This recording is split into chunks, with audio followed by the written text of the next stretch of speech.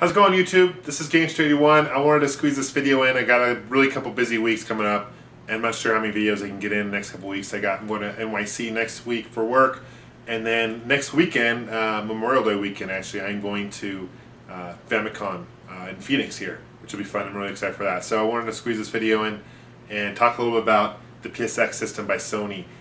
This is a system that was released back in 2003, only in Japan, not really well known outside the States or even Europe or overseas. And it's a fairly rare system, a very unreliable system, to be quite honest with you. But it's very cool looking, and if it works, which this one does, it's a really cool system. I'm actually pretty excited to have this. So let's take a closer look at the system. Okay, here's a closer look at the Sony PSX system. As I mentioned before, it was released only in Japan. 2003, came out in December 2003, so for the holidays, just in time for the holidays. And this thing, in case you guys are wondering, does play both PS2 games and PS1 games. Only the Japan region, though. It's not modded to play any other games outside of Japan, unfortunately, which is a bummer. I'm sure you can mod it to play ones here in North America or in Europe, whatnot. But right as this model right here only plays Japanese games, which is a bummer.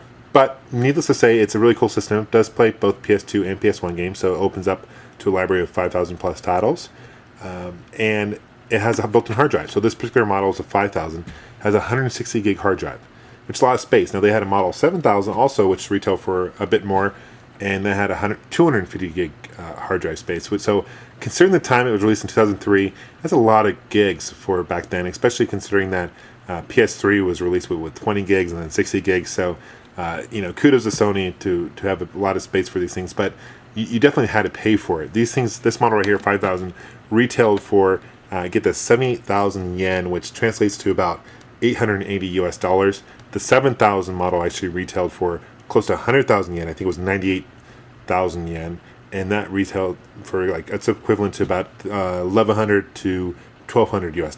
So really expensive back in the day in Japan. And if you already had a PS1 or a PS2, especially PS2, you're thinking to yourself, why would you want to get this? Well, it's a DVR recorder, so you can record DVD, you can record movies. It has a USB drive. You can import music. You can do photos and a whole bunch of cool things with this. With a gig space, about 160 gigs could put you to about 200 plus hours of video footage, while 250 gigs could get you about 330, 340 hours of video footage. So quite a bit of space. Okay, here's the front, and I like the finish here. I mean, like I said, this thing is extremely heavy, but you got the engraved PSX logo here. A lot of people could call the PS1 a PSX, but definitely want to prove the record straight that there is a system called a PSX. Not really well known, though, of course. You got your power button here, your open eject button. The disc would just slide in like so. Your quick game right here, and these would light up when you're recording stuff. Okay, this thing opens up on the bottom here, and you get your memory card 2, and this is in case you don't have the controller, which it did come with a controller. This is the controller it came with. It doesn't come with, this thing was not packed in with a PS2 controller, which is kind of interesting. You actually had to buy that separately. Fortunately, I have a white one to match it, but that's kind of interesting that for that much money they didn't include that. That's kind of weird. But this is kind of like just a DVD remote, or a normal DVR cable remote. Just it's in Japanese, so that's interesting. But you can kind of get by with which one stop and record, just universal symbols and whatnot. It runs off of batteries, of course, as well.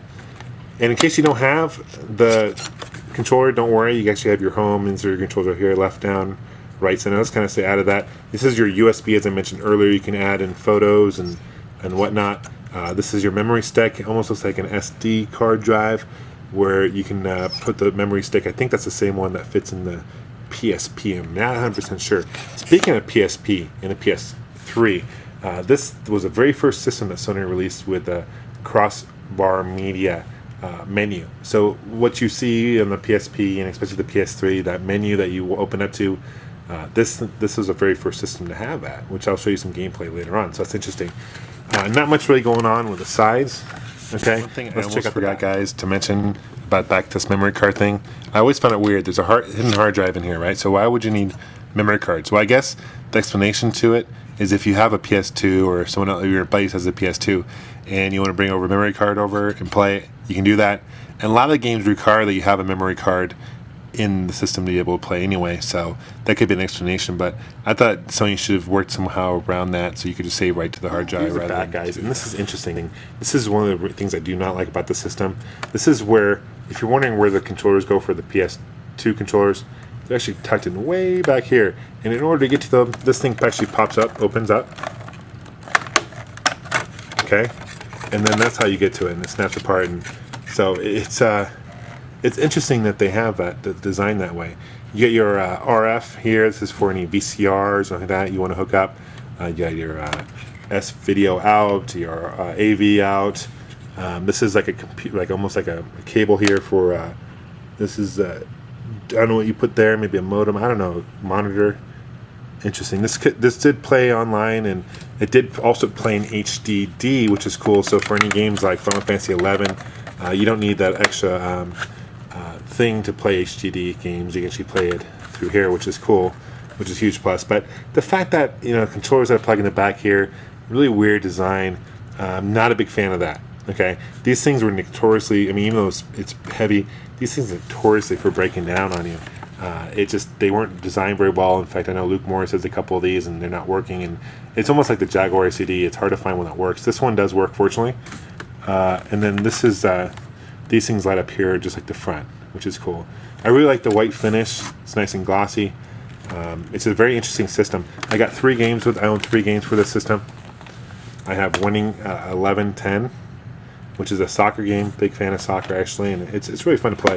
I got this one here. I'm not sure the title. It plays similar to like a SimCity game. It's very cool. You got Phantasy Star Online Universe, so that's kind of cool as well. Obviously, it's all in Japanese, so Phantasy Star. I know Johnny's a huge fan of that too, so I'm sure you'd appreciate this game. But it does play online capabilities as well. So I wouldn't really recommend getting the system unless you're a diehard collector, or if you're looking for a DVR anyway. These things are much cheaper than when they originally came out, which is good, but they're still so hard to come by, especially here in the States. So let's check out some gameplay. Here is a cross media bar menu that I mentioned to you earlier. Looks probably familiar to you if you have a PS3, if you have a PSP. This looks familiar to you. Okay, you can choose your game here. You can go to save options right here. Load up your save on your hard drive. This is your channel. I'll talk to you about. I'll tell you that in a minute. Your movie, it plays DVDs. Only plays region DVDs that are coded to Japan only, unfortunately. You have music, options, pictures. And this is your different settings. Very similar to the PS3. Okay. This is the TV. I don't have this hooked up to my cable at the moment, but I'm going to show you it. It's going to get kind of annoying and show you some snow, but the idea is you can change the channel and watch it, and then you can press record. So you can record it, pause it, whatever. Okay, I can only take so much of that snow. Okay, but if you hook up to your cable, it's pretty cool. You get kind of the idea. Let's check out a game. I've got that soccer game by Konami in here. I have no idea what this says. To be honest with you, I don't speak Japanese. Please translate that if you guys know what that means.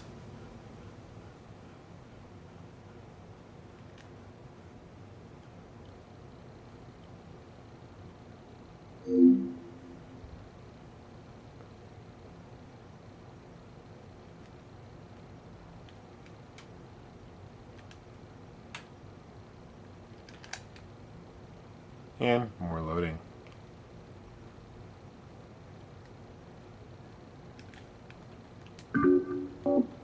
Yeah, snow maybe? I don't know. Probably saved a hard drive is probably what I don't know what it's asking. It's really a good fun soccer game actually. If you guys like soccer, it's a really fun one.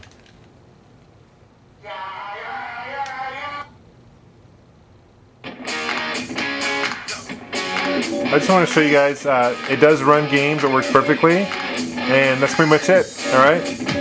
Maybe I'll review this game later, but not in this video. Alright, take care guys, bye.